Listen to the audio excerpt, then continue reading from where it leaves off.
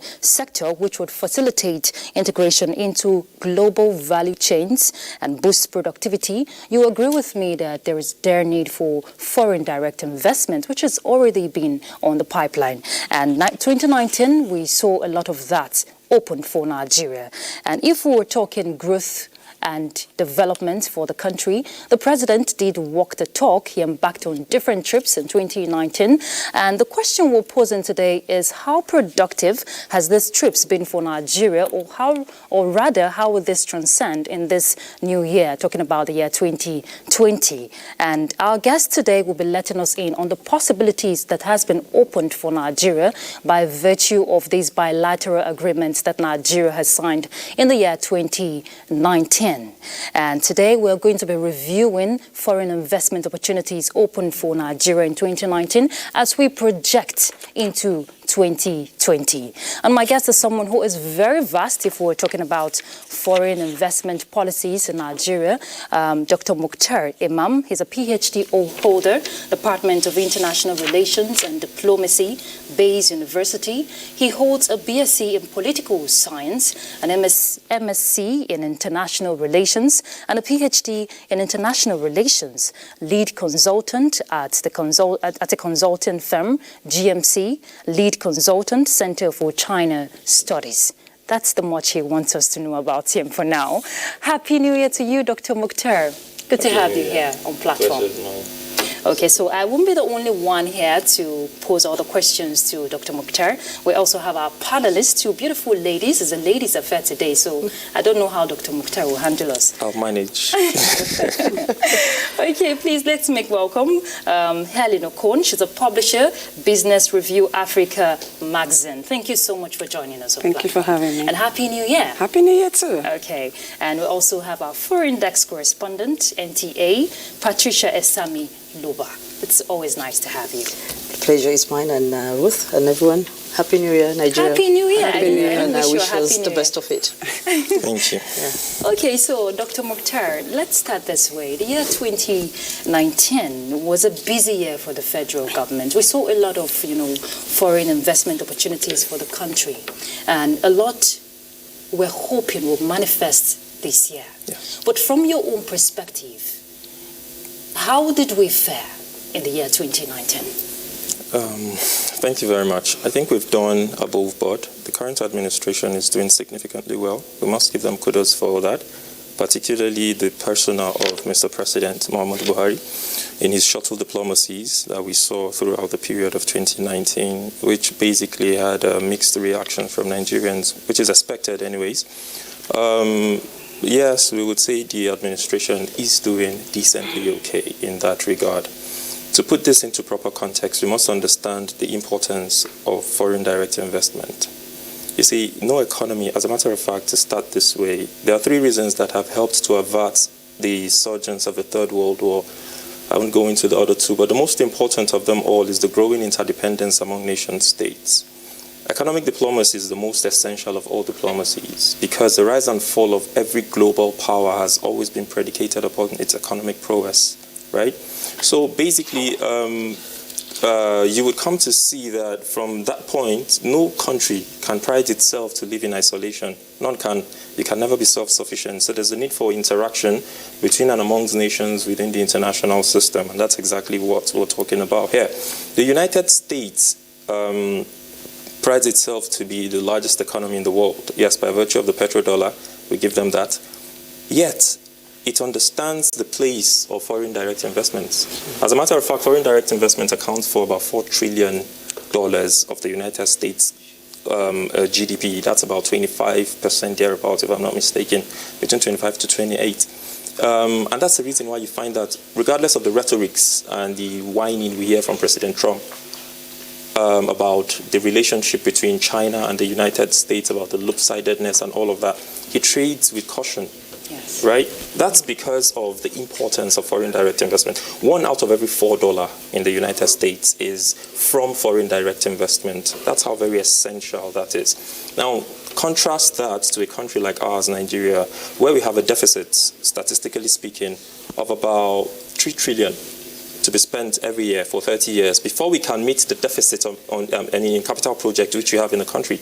We have a deficit in housing, we have a deficit in virtually everything. Yet, in 2018, the figure from, I think, the World Bank or the IMF was that Nigeria raked in about 0.50% of foreign direct investment, which is not very good in comparison to countries like Mozambique and even the DRC, which raked in about 18% thereabout. So more needs to be done. Yes, of course, the president is doing brilliantly well in trying to woo in investors. We need foreign direct investment. Government alone has never been able to do it anywhere in the world. And from what you're saying, it's a positive dimension the president has embarked on in 2019. But in 2019 also, we saw, if we're talking building bridges in terms of, expanding collaborations with other nations, we saw some detractors, criticizing some of these trips of the president. I don't know if it's at this point I should bring it in. In your own opinion, from what you're establishing for us at the start, what are the advantages, potent for Nigeria? There are numerous advantages. That's the point I was going to go to. Foreign direct investment in itself, like with every other social phenomenon, has its positives and negatives. You see, everything that has to do with international relations, and when you talk about international relations, you're talking about interaction between and among nations within the international system. There's something called the world order. The world order is what sets the pattern of relations. How do they relate? Are they relating as a king meeting a king? Are they relating as a subordinate meeting a superior? How, Now, in diplomacy, economic diplomacy precisely, which is what we're talking about, international economic diplomacy, you're bargaining from one of three positions. You're either bargaining from a position of strength, a position of weakness, or in no position at all, depending on what you're bringing to the table. Yes. Now, that's why it's called diplomatic bargaining. The president has done significantly well. Yes, there are a lot of detractors who look at the president's trip as, say, Nigeria going out there to portray itself as a beggar of some sort, permit me to use the word. There's a problem here because we have a lot of reading and writing illiterates working amidst us, and being educated being lettered doesn't necessarily mean being educated. We have to draw the distinction. With the first category, the reality is this, that the advantages are there. Whether we like it or not, like we said in the beginning, no country can live in isolation. And given Nigeria's posture now, economically, we need the foreign direct investment. We have just dragged ourselves out of a regression or a recession or whatever we want to call it. For me, it was a complete depression. But we have been able to, yes, because it was double-edged. We have been able to move away from that slightly, on paper. Yes, of course, even by the GDP mark, right? So we need this inflow of capital from outside, of resources from outside. And when we talk about resources, it's both in human and capital, mineral resource. So we need the inflow of capital, capital. We need the inflow of people with expertise as well. We need to understand that when we're coming to the table to negotiate, the question is, how are you negotiating? From what position are you negotiating? For crying out loud. And this is 2020. Precisely. So this is the point I let my panelists come in. I'm sure they have a lot of questions for you. So Helen, let's have you. Okay, I was going to ask, you said a lot needs to be done. Yes. A lot more has to be done. Now, in the 2016, the president set up a policy on that's the Presidential Enabling Business Environment. Yes. And also in August this year, 2019, the Nigeria land border was also closed. Yes. Then in 2017, of course, the Nigeria Custom came up with a policy for visa on arrival. Do you think that these policies are not enough in order to bring in more investors into the country, or what else do we need to do, or what can the government do in order to have more? Because of course, if I'm bringing in my money into the country, I want to know how secure is. I want to look at the security of the country. I want to be sure that my investment will be protected. Do you think the government needs to do more, or they're not doing a whole lot, or they need to put up strategies, or more policies to be able to bring in more investors into the country? Yes, that's a good one. You see, the truth is this, that yes, foreign direct investors are not Father Christmas. Yeah. Wherever they're going to put in their money, they are also looking at the environment. How enabling is it? How secure is their fund and all of that? Now, talking about security, it's in twofold. They are looking at the physical aspect of security, right? Can they bring in expertise? Can you guarantee the security of their lives and their properties physically? There's also the security in those who are coming to invest in portfolio. There's something called the portfolio investment in FDI to say if we're coming to buy shares and bonds and bulls and so on and so forth, how secure is our money? Now, what guarantees the security of the second aspect, the latter part, is that you need to have a strong foreign reserve. If you do not have an external reserve that is sufficient to be sort of a shock absorber, which is part of what the West African Monetary Institute is talking about, to be part of the ECHO. You know, it's a very essential ingredient that signals to people out there that your economy is doing vibrantly okay and that they can come in and sink in their money. If you do not have an external reserve that can withstand the shock, nobody really takes you seriously. And that's the reason why we say that the president is doing significantly well in that regard. Because we see that from 2015 up till now, Nigeria today has the largest GDP in Africa. We have the biggest external reserve in the whole of Africa. We beat South Africa and Ethiopia, right? So basically, I think the president is doing significantly well in that regard. The statistics are there to show. In the aspect of the physical security, yes, there's the need. Well, security is a continuum. Security is an everyday challenge. Security is something that metamorphoses. It takes different shapes and form, or insecurity rather, takes different shape and form. Today we find ourselves fighting a hybrid warfare where you can't even see the person you're fighting. The person comes disguised, dressed as you, and perhaps blows himself up and things like that. I think from where we're coming, in the last 5, 6, even 10 years, we would want to give a little credit to this administration for having curtailed the most dreadful, the most feared sort of face of insecurity we were facing in the country, which is Boko Haram. At least it has been degraded to a significant extent. Now, speaking of the policies, I think that there's a need for an alignment in these policies. For example, you can't be talking about ease of doing business environment, and then you still find people being hostile to investors who are trying to come in. Again, there's a misconception around closure of border, and the talk of trying to woo in foreign direct investors. Even the United States, that we would say with all honesty is the birthplace of globalism, today is becoming protectionist. Not absolute protectionism. Yeah. Trump is a businessman. He knows better than closing up his border and shutting everybody out and becoming like Chairman Mao in China. What he's doing is trying to make people understand that we need to grow our economy. We need to look inward. Which is what Nigeria is also precisely. It is sycophantic for a Western philosopher to tell you that you must learn to liberalize and free trade and open up your economy for others to come in. And they're coming in. Not the reality is that when you talk about these things, you're saying open up your store, let them come and feed.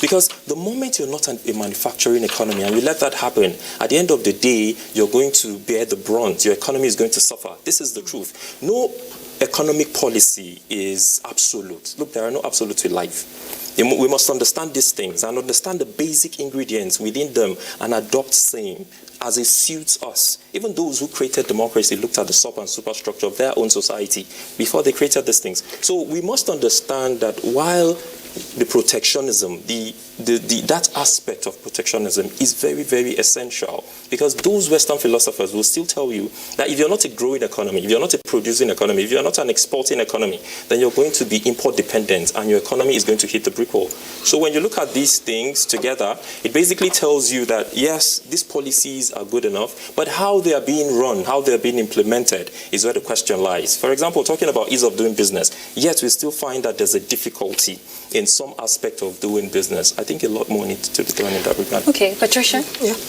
I will talk about this economy of the country. I will try to take us back to 2019, where I would, just like you said, no economy or no country would like to grow without having its economy tangible. Now, looking at that aspect of our economy, talking about the improvements, the attraction. Yes. Where do you see these areas, like the green areas, that probably we could put our strength on, so that we can help grow the economy? Okay. The administration, of course, is doing very well. Yes. But I think there are those areas that we can add up, not just agriculture, we're diversifying the things. Yes. But where do we I like it that you're asking this question with a smile.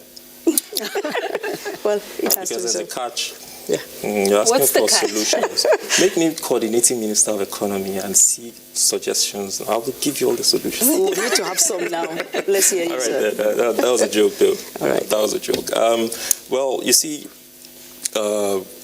whenever a government is trying to bring in policies, either policies, short-term, long-term, strategies, whatever you want to call them, there's the need to look at what is lacking, what is there, what needs to be done, what needs to be strengthened. And that's where the entire idea of a SWOT analysis comes in. You see, for whatever policy a government wants to or hopes to take or will take, there's a need to look at the SWOT analysis, to make a SWOT analysis, forgive me, of that policy. You look at the strength, you look at the weaknesses, you look at the opportunities, and you look at the threats. Where do you have a prevailing comparative advantage? You look at that aspect, and then you try to see how you can bridge the gap. We consistently talk about agriculture, and then we say people go back to agriculture. Look, mechanized agriculture is capital intensive. You don't expect people to just jump into the farm and begin to use hoes and cutlasses in 2020, right? And for the government to say, well, giving out loans and facilities to farmers to be able to produce, government alone cannot handle it. Let's look at the deficit in our budget. In the last 2 years till this period, we're still talking about trying to service our debt, because the debt to revenue ratio still stands at around 50%. So basically, the reality on ground tells us that we need to bring in foreign direct investors who would look at these areas. Nigeria has 60% of the world's, forgive me, that's an exaggeration, about 40% of the world's arable land. Here, 70% of our land here is arable. We will produce. Throw a seed on the ground, it will give you something. So basically, that's one aspect that the government needs to do a lot more. Yes, the government is doing magnificently well. There's no doubt about that. The president's shuttle diplomacy is good for the image of this country, whether we like it or not. And I think from my point of view, I'll still go back to those, enumerating those. From my point of view, I don't think we have exploited, if I may use that word, the persona of Muhammadu Buhari sufficiently within the international realm. Domestically, he might have his issues. Yes, I understand for my scholars out there who don't want to bash me on this one. The domestic policies and your foreign policies must align. There's no doubt. But I think there's too much politicking going on around here. And the reason why that is so is because of the things that galvanizes our thoughts. We think ethnically, we think religiously, we think regionally. So no matter how good you are as an individual, people are there trying to criticize or condemn. So, but then we haven't exploited the persona of the president. You go outside of this country. I was in China last year and people asking me, oh, you're from where Muhammadu Buhari is. And I was so proud of myself. This is a green passport people hide. I was carrying it on my forehead. I was in Saudi Arabia. Somebody looked at me and he said, Muhammadu Buhari. I was like, I am not even Nigeria. He's not asking, are you from Nigeria? No, it's not Nigeria anymore. So I think the image of the president is something that needs to be looked at out there, because politics is about perception, domestic or international. So once you have that kind of gold mine, I think local government councillors, chairmen, state governors, and Muhammadu Buhari cannot bring in all of the investments alone. A lot of these individuals need to go out there and do their own as well, using the image of the president. The second area I think we also need to look at is human capacity development, side-by-side infrastructural development. I put these two together because no matter how much you're spending, whether from the government purse or foreign direct investors, into infrastructural development, if you do not have the right people to man them, you're wasting your time, because the money is going to go down the drain. So while investing in infrastructural development, we should see a lot in the improvement of human capacity. Ironically, we live in a society where if you don't have a college degree, you're cast to the dustbin. We shouldn't do that. We should look at our population. An average Nigerian has entrepreneurship skills in his DNA. Bring him on board, catalog people into the skilled, semi-skilled and unskilled, and look for potentials from them. And perhaps we'll be able to move out of this quagmire we're in. Now, since you have mentioned, yes.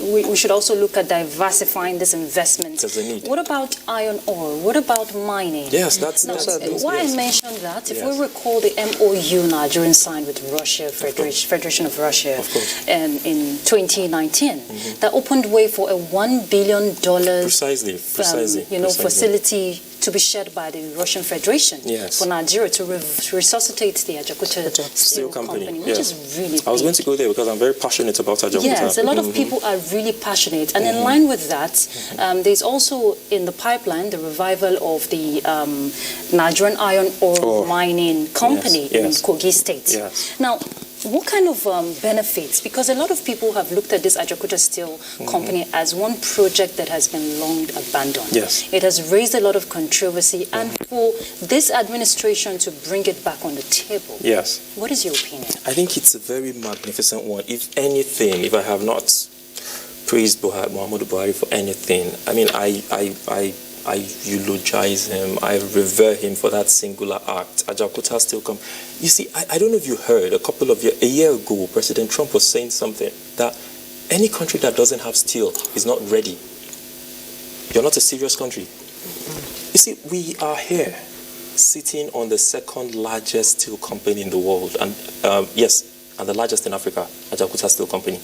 Everything that needs to get Ajaokuta Steel Company working optimally is within 10 kilometers radius of Ajaokuta Steel Company. That's huge. We need to work on the dredging, because we need to have a dry port and a sea port. These are all of the components that are required to be able to get the steel optimally. I'm talking about 100% capacity. But at this stage, we still have a lot of resources around Ajaokuta Steel Company that we can explore. Electricity, for example, we can generate a whole lot. There are over 11 mineral resources around that steel company. That's a huge, resource left there to decay. It's a federal project, we understand that. But the state governor needs to wake up. He needs to get up. There's a reason why we're not all governors. There's a reason why we're not all presidents. Somebody said I can take up the responsibility. So when people sit and say my hands are tied and we can't do, and as a governor, I think you should get out of that seat for people whose hands are untied to come and take over. What stops you from bringing in investors? And that's why you're the governor. Use your office. We need to see a lot more. The problem is, yes, I quite understand it with our constitution. We have given so much powers to the President of the Federal Republic of Nigeria by virtue of what we did in the Mineral Act and all of that in the constitution. But again, if there isn't a joined-up thinking and effort from the local government up to the federal, there's absolutely no way we're going to move out of this situation. Ajaokuta Steel Company is one of the very key. Imagine the level of employment it will create. If Ajaokuta Steel Company is allowed to work at this stage, 20 to 30% that it is, we will be able to give in its first quarter of work over 700 people jobs, employment. That is huge.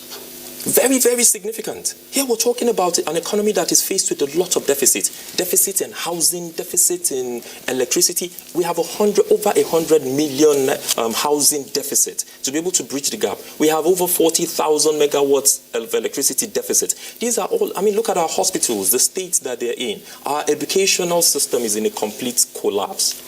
So these are areas that more needs to be done. And that's why I say I give kudos to the administration without mincing words, because the statistics are on ground. Even though the president's handlers are not doing well enough, I think they need to echo these things for people to understand what this administration is doing. Yes, they're trying, but they need to talk more. We need to see a lot more being done. And then again, talking about infrastructure in the areas of road and rail, we see the revolution going on. Yes, the questions are still there to be asked about making a comparison as regards how much is to be spent on, say, building 1 kilometer of rail track in Nigeria and in Ghana, and then we make that comparison and ask questions, or we take the right questions to the right places and ask them what is going on. But we see this revolution going on. If not for the image of the president and shuttle diplomacy, this wouldn't have been realized.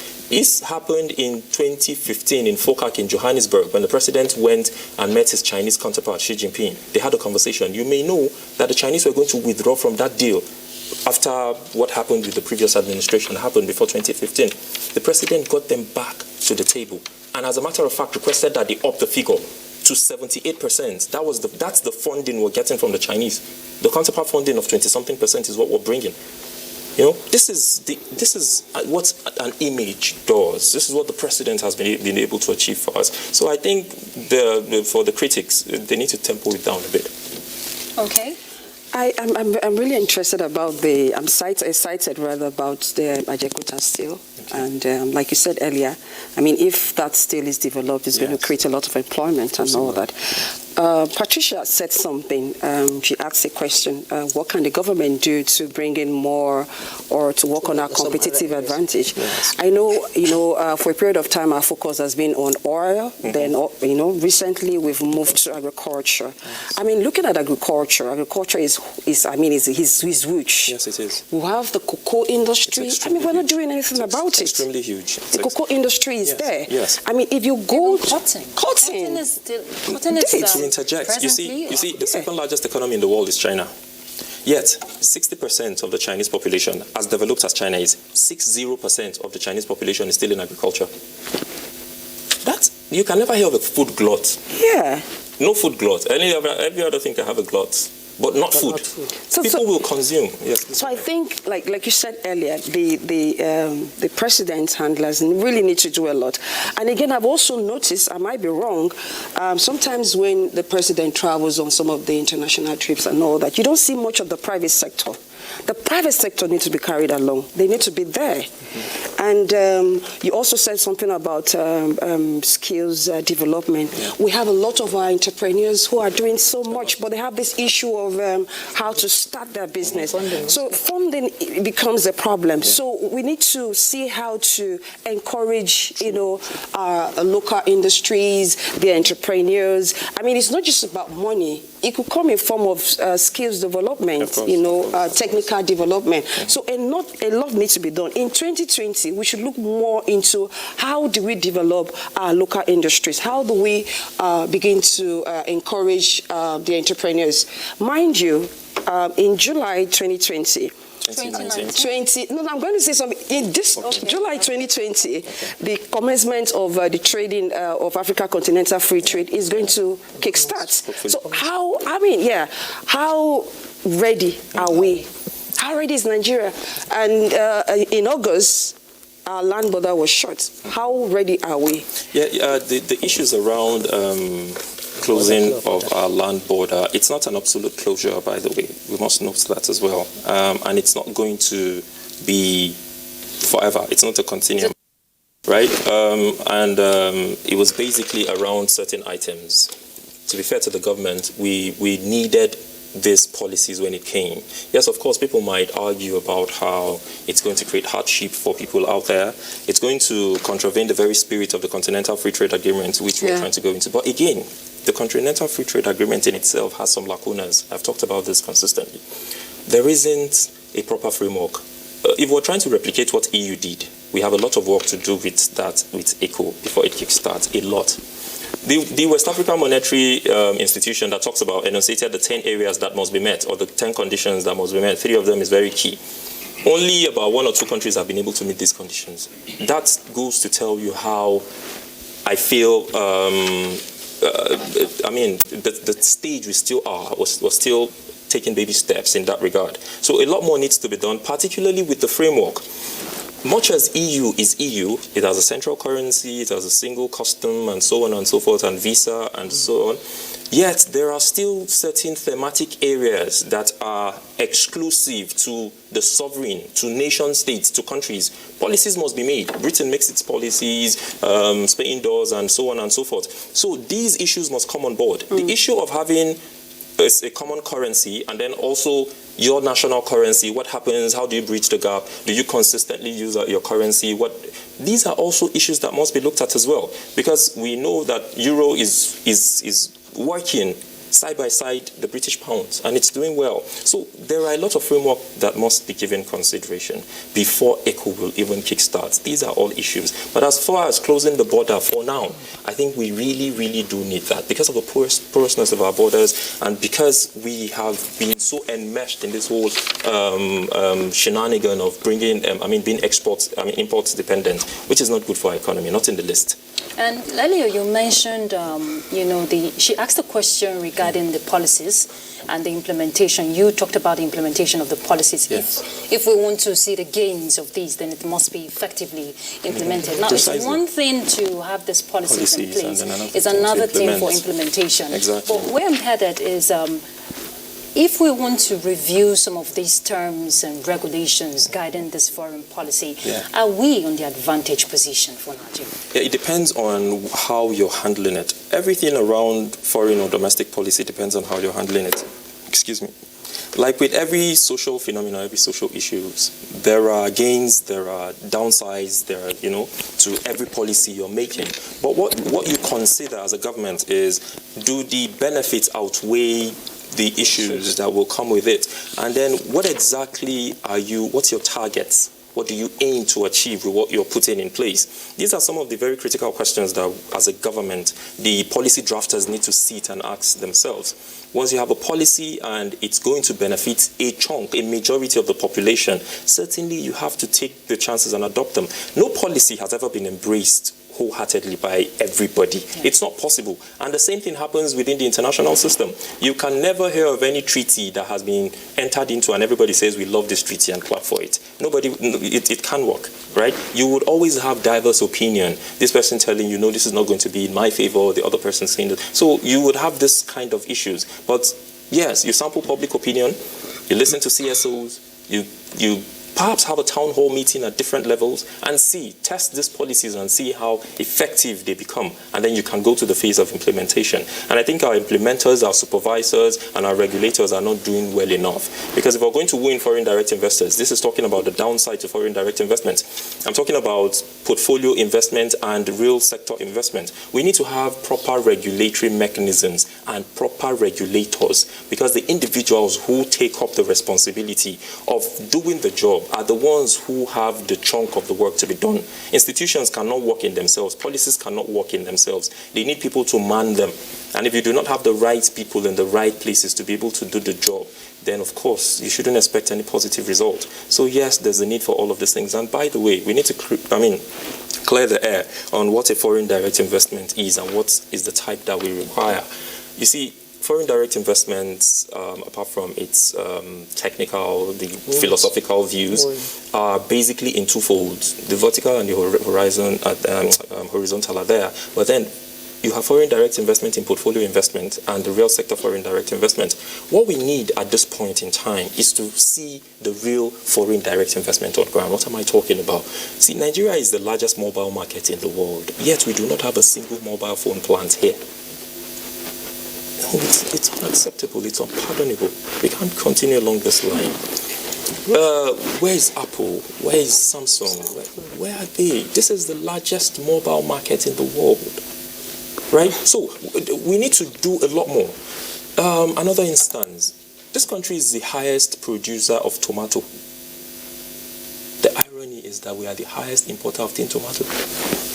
Well, that initiative is changing, because I know some local industries that are beginning really to come up along that line. That's why I said we need to see this foreign direct investment in the real sector. This government, that's why we gave kudos to the government in the first place, is doing well enough. With the SIP and so on and so forth, and the interventions with farmers and so on, yes, the government is doing well enough. But here we are trying to create leeways, trying to put the government on its toes to say, let's do a lot more. With the issues we're facing on ground now, there's no way the government is going to say we're taking the chunk of all of our budget. This is the first time in the history of this country we're seeing 1 trillion go to capital projects. It's something to commend the government for. And I think in the last 4 years, we have seen implementation of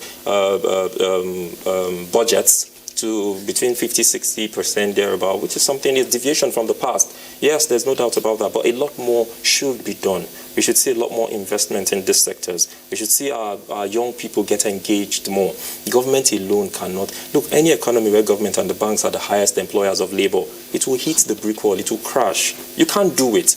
It's unquestionable. You need foreign direct investment. That's why there has to be the PPP. You require public-private partnership. Patricia has been itching to ask. To talk about that? No, not really. Not talk about that, but based on what you were just saying, I was looking at the fact that I said, okay, we're talking of foreign investors. We're talking of how do we get the investors to come in.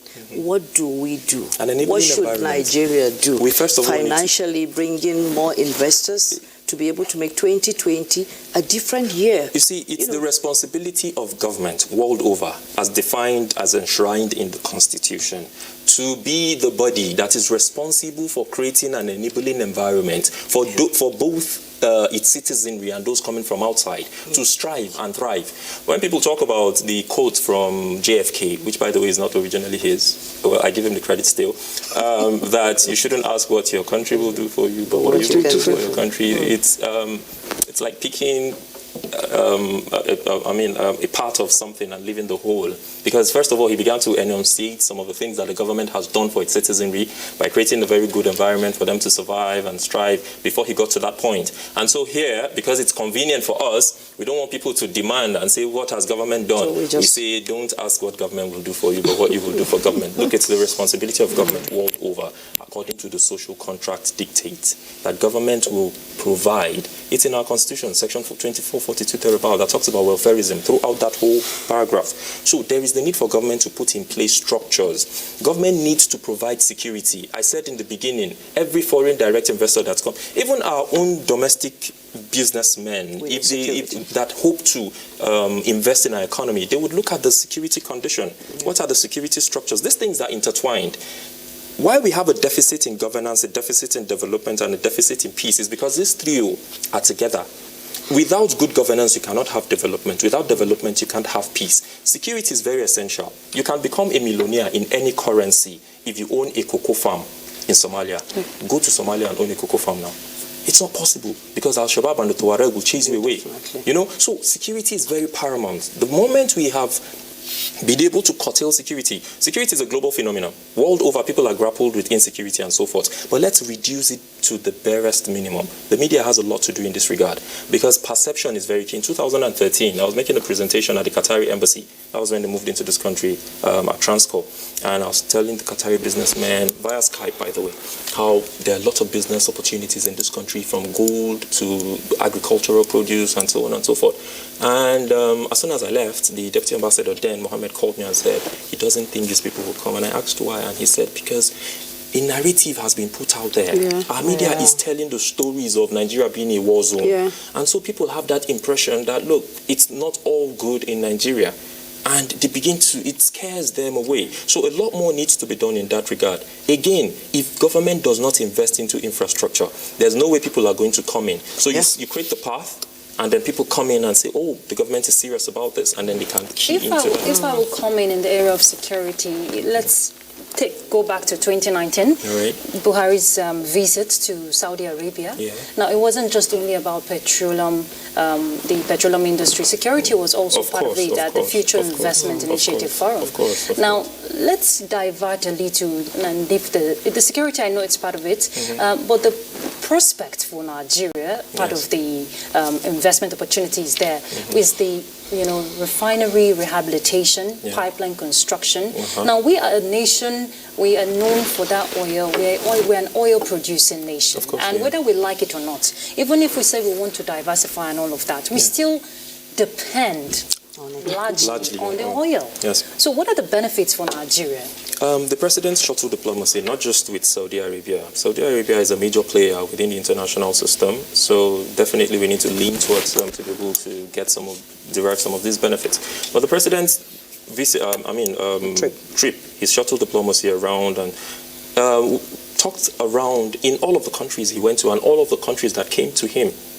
The conversation was around other things, but then it still fell on our oil. Yes. How exactly do we harness more? How do we explore the Lake Chad Basin? Because there's a huge chunk of deposits there, and so on and so forth. But because of the issue of insecurity, and of course because of climate change, the Lake Chad Basin itself is drying up. We'll all agree to that. So, yes, there are a lot of benefits to be gotten from this. Nigeria is a country, the sixth highest producer of oil and the third highest producer of gas in the world. That is enough economic benefits for you to utilize. But the one thing that has held us back in this regard stems from indiscipline. You see, when Lagarde came to this country, she told the president a lot of things. There were a series of recommendations of micro and macroeconomic policies to be able to grow our GDP, austerity, and so forth. But the one thing that struck a chord in me was when she said that, Mr. President, your people are a bunch of indisciplined lots. You see, the first step to solving a problem is to acknowledge and appreciate that the problem is there. If we are not going to look at the message and we consistently attack the messenger, we're going to be stuck where we are. Our problem is largely with us. You see, the social psychological conditioning of an average Nigerian is the reason why when you bring policies, they seem not to work. You take them outside this country, they work magnificently. Yeah. It's about us. Because in the end, the people in public offices, those in position of authority, are from us. We are the ones who set the pace for them to follow. The path for them to follow. We tell them this is the direction you go. But you know In the that words we of- have struggled, sorry to cut Yes, you there, we have yes. struggled in the past, to sustain our oil Yes, in we terms of have. stability. Yes, we have. Now, do you think if we have these investors Yeah. coming to, rehabilitate our refineries, we'll have it on fast track? But then the point is, will the investors be willing to come in? Who are the investors coming to meet? So we need to first of all trash out the issue of our social psychological conditioning as a people. We need to begin to embrace the positive. We need to move away from this whole thought, the things that galvanizes our thought I mentioned earlier.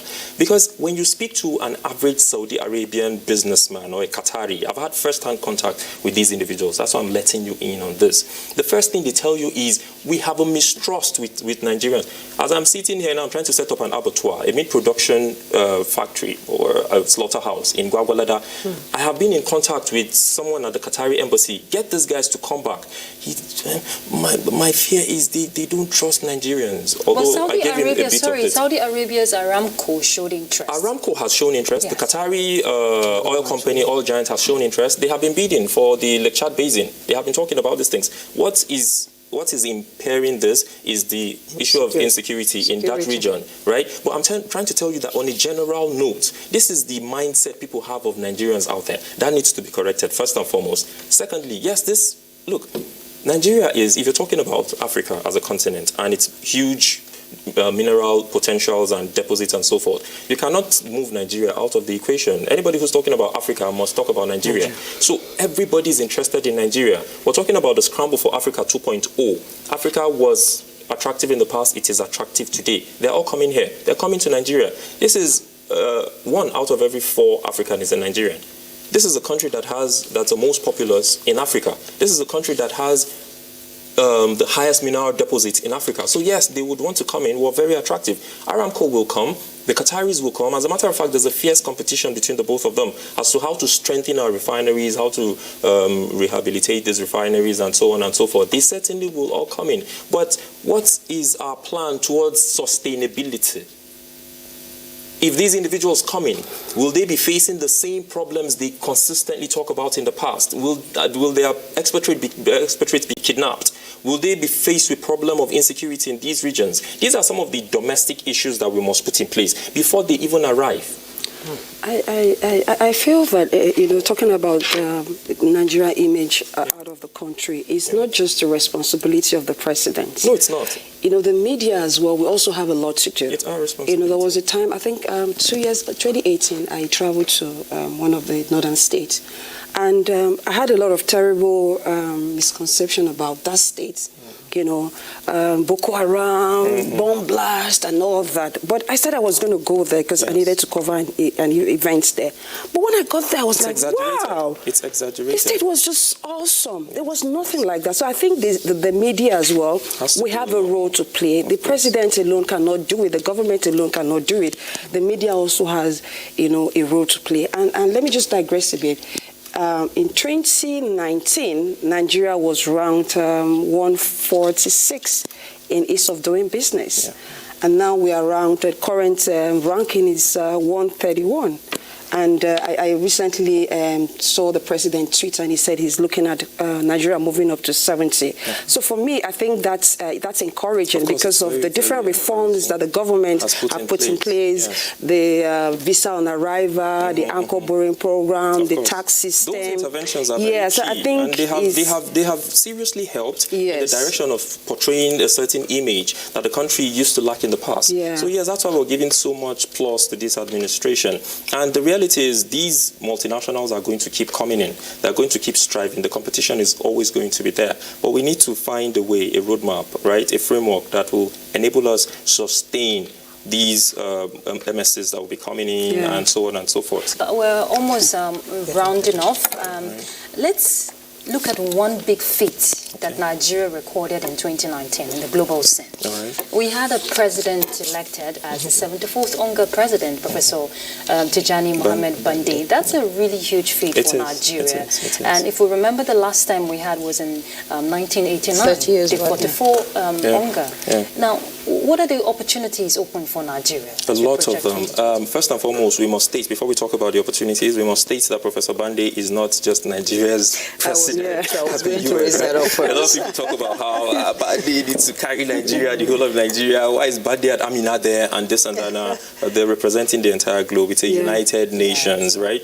But again, like with Guterres and the others who have been there are a lot of benefits. You can maneuver. Maneuver is allowed in diplomacy. You can maneuver, sort of like try to pull the weight to your advantage. It's allowed. So yes, there are lots that can be done. I know a couple of Nigerians who have been employed at the United Nations by virtue of Professor Bande. There are a lot of policies within the United Nations at the General Assembly level, at the Secretariat, that Nigerians can key into. The persona of Professor Bande there gives us an advantage, a comparative advantage, over other countries to be able to access some of these things. Addition is his name, right? The African Development Bank. Yes. Right? Yeah. He has done significantly well Yeah. in that regard. So, Professor Bande, much as he just has less than 365 days to spend there, he can make good use of it. Yes, a lot of positive things can be done that would see to having meaningful impact on Nigeria and the image of Nigeria abroad, and of course on an average Nigeria. They talk about he can use that platform to woo in foreign direct investors.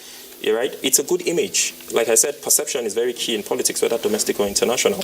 And that's exactly what the President, Muhammadu Buhari, is doing. He has done so much good to the image of this country. He has done so much as far as the economy of this country is concerned, whether people like it or not, because the statistics are there. When you're measuring economics, you don't measure using emotions, you measure using figures. They're there. You look at the GDP, it will tell you a lot. Where people can talk about our death profile and so on, but there's no country that lives without death, right? But again, we need to begin to move away from that borrowing and begin to source for other means of generating funds to finance our budget and so forth. But on a general note, overall, I think the President has done significantly well as far as trying to woo in foreign direct investment is concerned, but a lot more needs to be done. That's the point for me. Patricia, you have a last question? Yeah, I was just thinking, despite all the talks, usually when there are talks, there are times where what do we see are the challenges? What can we do? Yeah. I just said something here. I said, what do we emphasize will be the most significant challenge for us Nigerians in 2020 for us to move forward in investment aspect? Well, I think two things. There are twin issues. Security is one of them. We need to do a lot more in trying to suppress the level of insecurity in the country. The other thing that might look like insecurity is the problem of having corrupt foreign direct investors as well, because there are a lot of them. I said foreign direct investment has its positives and negatives. All right, HSBC has run away from this country. Thank God. Yes, because that's one of the most corrupt institutions that is known around the world. So yes, we will see. A lot of Nigerians will see that as a challenge, that, these institutions are leaving the country and so on and so forth. But I put it to them right now that it is not a challenge. I think the most basic of the challenges we'll be faced with is the problem of security, which I said metamorphoses. It takes different shapes and form. And then again, of course, the individuals, average Nigerians, need to do a lot more in portraying a certain image to the world out there. Helen? Okay, Patricia asked about the challenges. I don't like talking about challenges. I want to look at the opportunities. Yes, okay. So what can we leverage on? What are the competitive advantage for 2020? Yeah, the President has toured virtually the entire world. I give him kudos for that. At this age, he's trying to do so much, from China to Japan to Russia, and then we saw the visit of Emmanuel Macron, and then of course the former Prime Minister of Britain. I think things that we need to, areas or sectors we need to leverage on is to be able to get these foreign direct investments in real sector to come in and establish their roots here, right? Once we do that in areas of agriculture, once we do that in areas of mining, in areas of steel, in all array, all of the array of infrastructure areas we have, we will be able to move away from this position we are. Looking at agriculture, for example, it's not just about farming. Yeah. Northeast Nigeria houses 40% of the entire cattle in West Africa. The entire cattle, that's huge, right? So I think that's I'm very optimistic because you have inspired us. I'm sure we're all optimistic that 2020 looks promising for Nigeria if we're talking direct foreign investments. Before you round up there, on the program, I was opportune to say something. I said, from all the look of things, 2020 looks a promising year from the African perspective down out. My own conception, or rather my understanding, is that if you accept it, that it's going to be good. It will be. Oh, definitely to be good. With a bit of effort. Because it's just like from the inside coming out, and once you look good from the inside, definitely. You know, the Nigerians, outside we succeeds. are I like that spirit. people. We are dogged. Yeah. Yes, we are. When it comes to, we're resilient Achieving people. things. Yes, So we're very resilient. we should be optimistic. Oh, here. very, very All right. Thank you optimistic. very much, Dr. Mukhtar Imam. Has you been for our having guest on platform today. Thank you. You've laid all the issues out. And Thank you so we want to call you. I want to believe when we're calling you 2021 New Year, we should be talking about how much we have improved so far. God willing, we will. All right, and we also would like to thank our panelist, Helen Okon. She's a publisher, Business Review Africa magazine. Thank you so much for your contributions. Thank you. And our very own Patricia Esameluba, foreign desk correspondent here in NTA. Thank you so much. Another Thank you. unrepentant optimist of the Nigerian dream, like me. Oh, yeah. Thank you very much for being on the platform. Thank you for the great opportunity. And Thank you. All right, so this has been Platform today. We do hope you enjoyed every bit we have laid out. The year 2020 is just starting, and the foundation from what we have talked about here has already been laid when we're talking about foreign direct investments for Nigeria. And our guest is very optimistic that a lot of growth await Nigeria in this new year. Well, what can I say? We should all be positive as we embrace the year with open arms. I'm Ruth Aguele. Thanks for your time. See you some other time. Bye.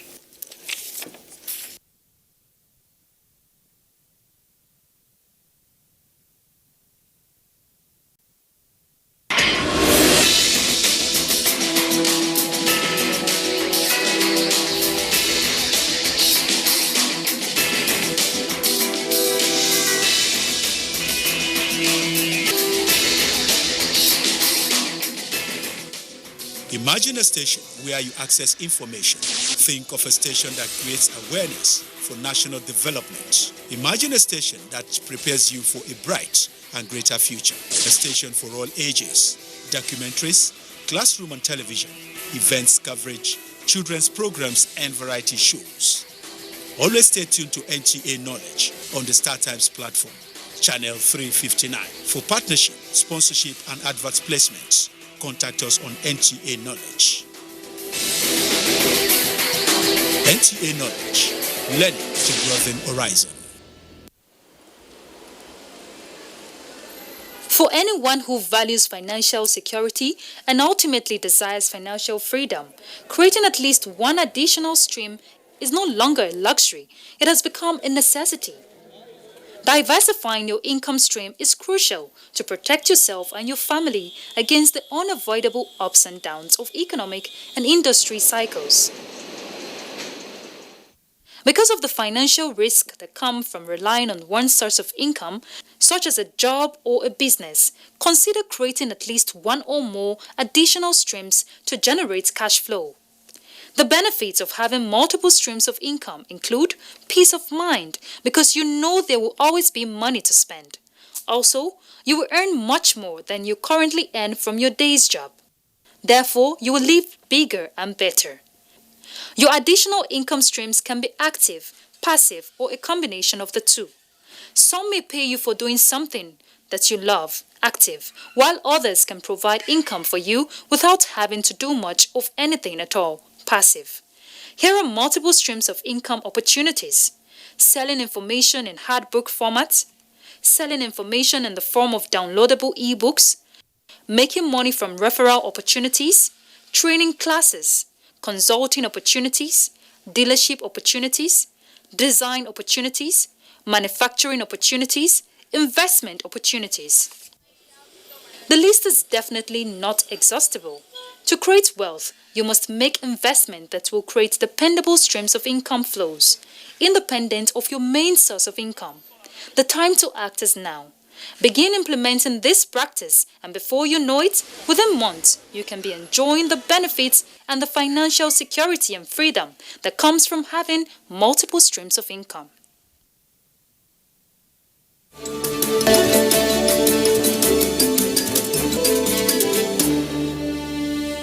The concept of unity depicts itself as the unwavering oneness, togetherness, and undivided coherence of a group of people with respect to our differences. In a multicultural Nigeria, where progress is the goal of every sector, political group and ethnic region, unity is paramount and a key factor to building the Nigeria of our dreams. Therefore, let us all disregard our differences and promote mutual understanding.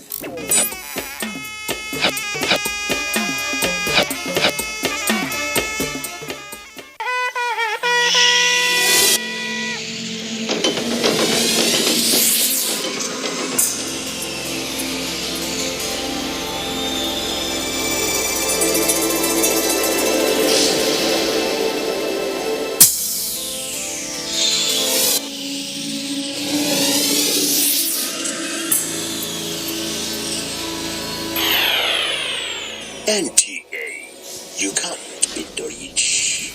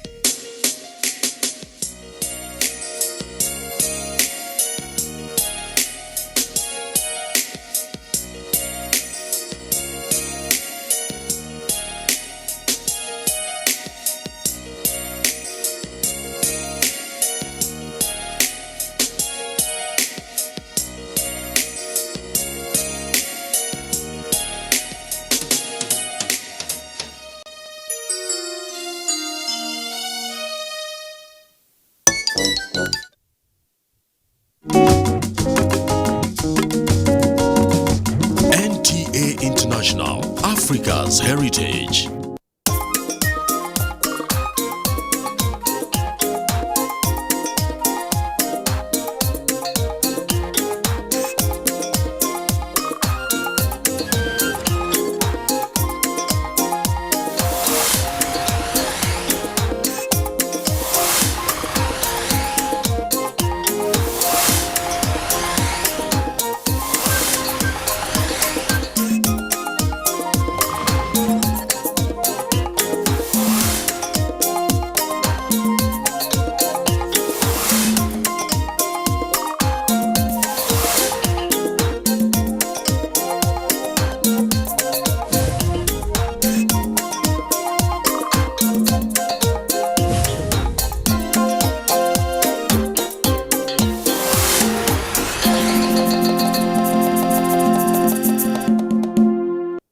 Hello, great to have you join us on Wellness and Living. It's always a pleasure to have you keep our company on the program where our focus is on your wellness, your health, and how you are living this great life.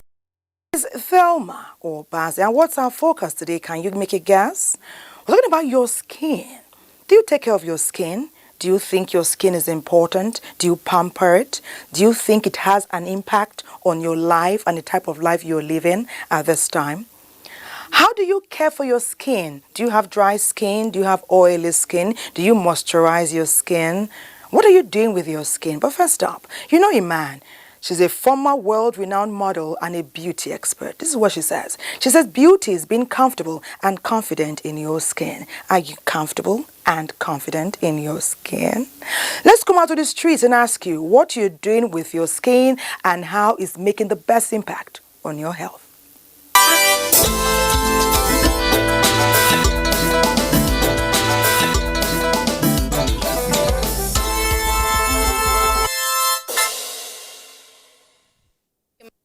My skin is very important. You can see how it's shining. It's glowing indeed. So it's important. And I have to maintain it. I don't have to bleach. I don't have to go out of my way to, pancake it. So just a normal cream. I take care of my skin. I take my bath 2 times a day. I don't bleach my skin. I use a natural cream and soap. So my skin serves as a coverage to the entire body, and by taking good care of my skin will make people to know whether I am neat or not. I basically do unorganic. I I try not to bleach. I try to maintain my complexion and just use things that are handy. Skin bleaching, oh my God. Are people still doing it? But it's not good. It's not good. You know, when you bleach, you are blaming God for giving you a particular type of skin. You wish you were given something else. So it is not good. And again, we have seen the effects now. Color separation on the skin. You know, Fanta face, Coca-Cola leg, you know. So it's not good. It's a matter of common sense. I think that the side effect of the skin bleaching is not very good. You see some women, their faces are burned, their legs are burned, their hands are burned. And it's not very good for one to bleach. If God give you a fair skin, praise Him. If He give you a black skin, take it. The reason why I'm against skin bleaching is that, one, medically it is not good. Two, people who engage in this skin bleaching, when you see them, you know, because there is no way your original skin will look like that of bleached one. That is why even in our own environment, people make jest of such people who bleach their skin. You see people, their face are fair, their leg will be black.